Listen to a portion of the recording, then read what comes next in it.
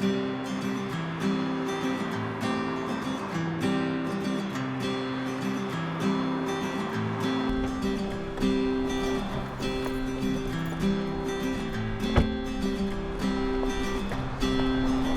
nom est Marie-France Maisonneuve, je suis orthopédagogue de formation. Je suis aussi auteure, formatrice aux enseignants et aux professionnels, chercheur et conférencière depuis plus de 20 ans dans le domaine des troubles d'apprentissage, déficit d'attention aussi. Mais moi, à l'école, c'était évident que c'était très difficile pour moi à l'école.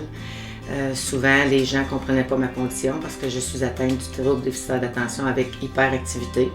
Les gens, ils m'appelaient la grenouille. Je sautais tout partout, j'étais tout partout en même temps. À l'école, j'avais beaucoup de difficultés à garder le focus, l'attention. J'étais souvent désorganisée. Moi, ça n'a pas toujours été facile. En venant au monde, c'est évident qu'on va avoir une bonne estime de soi-même. On veut que les gens nous aiment, on veut être accepté des gens. L'estime de soi, c'est un peu comme une page qui est blanche, comme ça. Puis à tous les jours, moi, ce que j'entendais de ma famille ou que j'entendais de l'environnement, tu sais, elle est bien énervée, reste tranquille. Là, quand je suis arrivée à l'école, le monde me disait, oui, mais elle n'est jamais capable d'écouter consignes, elle a de la misère à réussir à l'école parce qu'elle oublie tout. Après ça, les gens m'envoyaient voir le directeur. Fait que mon estime de moi-même a continué à se faire déchirer, puis même encore aujourd'hui, à 46 ans, des fois, je suis obligée de recoller ces morceaux-là. Parce que c'est pas toujours facile de vivre des fois avec des commentaires qu'on a entendus lorsqu'on était petit. Le déficit d'attention, c'est évident aussi que c'est pas facile. Même rendu à l'âge adulte, j'ai encore des répercussions aussi des fois de mon déficit d'attention parce qu'en vieillissant, malheureusement, ça ne fond pas avec le temps. On apprend à vivre avec notre déficit d'attention, on apprend à développer des stratégies, mais c'est pas toujours facile parce que souvent, on peut se retrouver dans des conditions qui peuvent être plus difficiles. On peut se retrouver des fois désorganisé, on peut faire des oublis fréquents, on peut arriver à faire un chèque à un moment donné pour on oublie de marquer son nom, ou on va faire un chèque, on oublie de marquer la date. Fait que les oublis peuvent être fréquents. Ça peut être aussi oublier ses clés. Des fois, on peut oublier ses clés une fois, mais des fois, ça peut être plusieurs fois.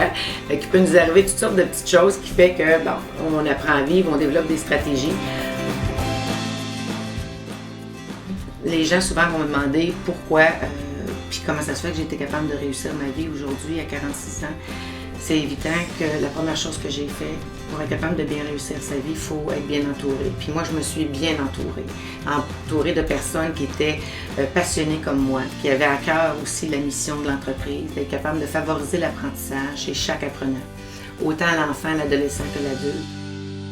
Les enfants qui sont atteints de troubles d'apprentissage, c'est des enfants qui sont créatifs, c'est des enfants qui sont débrouillards, qui ont une pensée innovatrice. Donc, ce sont des enfants, eux aussi, qui nous apportent de grandes choses. Puis avoir la chance de travailler avec ces enfants-là, de leur faire vivre peu à peu des succès, des petites réussites, donc, puis de penser qu'on peut modifier leur trajectoire. Donc, c'est extrêmement valorisant.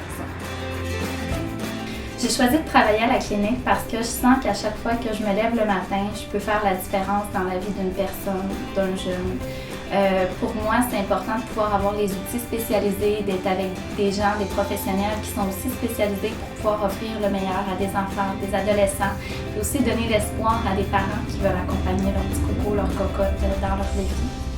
Moi, ma mission, c'est d'être capable de faire la différence dans la vie de ces enfants-là, de ces adolescents-là, de ces adultes-là. Ce sont des personnes qui sont intelligentes.